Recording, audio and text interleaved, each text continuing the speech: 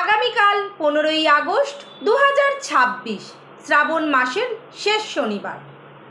আপনি কি চান আপনার জীবনে শনিদেবের কৃপা বজায় থাকুক, কর্মক্ষেত্রে বাধা কমুক এবং জীবনের পথে শৃঙ্খলা ও স্থিরতা আসুক? তাহলে আগামীকাল শনিবার এই কয়েকটি নিয়ম অবশ্যই মেনে চলুন। শেষের নিয়মটি কিন্তু একেবারেই ভুলবেন না। নমস্কার, আমি হলাম অ্যাস্ট্রোলজার রমি মাহিন্দার। শনিবার দিন শনিদেবের আরাধনার জন্য বিশেষভাবে পালন করা হয়। আর শ্রাবণ মাস হওয়ার এই দিনে শনিদেবের পাশাপাশি মহাদেবের আরাধনা আর হনুমানজির ভক্তি ভরে আরাধনা করতে পারলে আপনার জীবন একেবারেই অন্যরকম হয়ে যাবে। কিভাবে করবেন? প্রথম নিয়ম, সকালবেলা স্নান করে উঠে পরিষ্কার কাপড় পরুন। এরপর মহাদেব, শনিদেব এবং হনুমানজিকে অবশ্যই স্মরণ করুন। দ্বিতীয়, সম্ভব হলে নয়, অবশ্যই কাল শনিদেবের মন্দিরে যাবেন এবং গিয়ে সর্ষের তেল অর্পণ করবেন। যদি কোনো কারণবশত অনেক পরিবারে অনেক মানুষ যেতে পারে না, তখন একটা প্রদীপ শনিদেবের নাম করে ছাদেতে গিয়ে জ্বালিয়ে দেবে।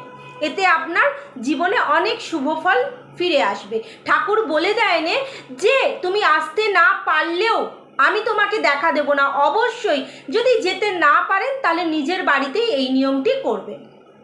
তৃতীয়, কালো তিল, উড়দ ডাল, কালো কাপড়, সামর্থ্য অনুযায়ী কিছু খাদ্য গরিব এবং যেসব মানুষদের প্রয়োজন তাদেরকে দান করুন।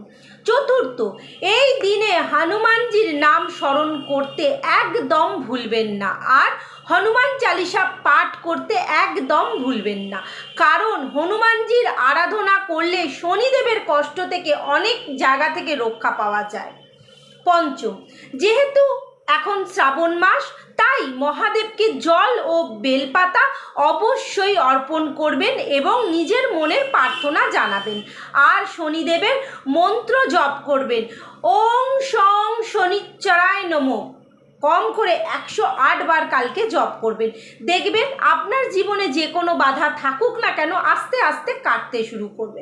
তবে একটা কথা মনে রাখবেন, শুধু তেল বা দান করলেই শনিদেবের কৃপা পাওয়া যায় না বা কৃপা পাবেন না এমন কথা কিন্তু কোথাও বলা নেই। শনিদেব প্রকৃত শিক্ষা হলো কি জানেন? শনিদেবের প্রকৃত শিক্ষা ন্যায়, কর্ম এবং দায়িত্ব।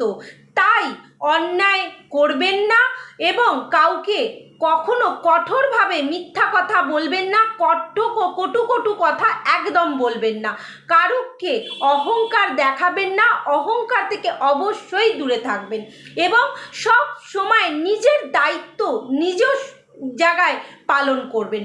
দেখবেন শনিদেবের কৃপা অবশ্যই আপনার জীবনে বজায় থাকবে। শেষে একটা কথা বলি, শনিদেবকে ভয় পাওয়ার দেবতা হিসেবে একদমই দেখবেন না। ন্যায় ও কর্মফল দাতার দেবতা হিসেবে তাকে স্মরণ করুন, কারণ নিজের কর্মকে সৎ রাখুন, অসহায় মানুষকে সাহায্য করুন, ভক্তি ভরে মহাদেব, শনিদেব এবং হনুমানজির আরাধনা করুন। দেখবেন আপনার জীবনে যে কোনো বাধা থাকুক না কেন অবশ্যই সব কিছু কেটে যাবেন। একবার সবাই মিলে বলুন, ওং নমঃ শিবায়। জয় শনিদেবের জয়, জয় হনুমানজির জয়। সবাই ভালো থাকবেন, সুস্থ থাকবেন। যেই নিয়মগুলো বললাম অবশ্যই করে দেখবেন।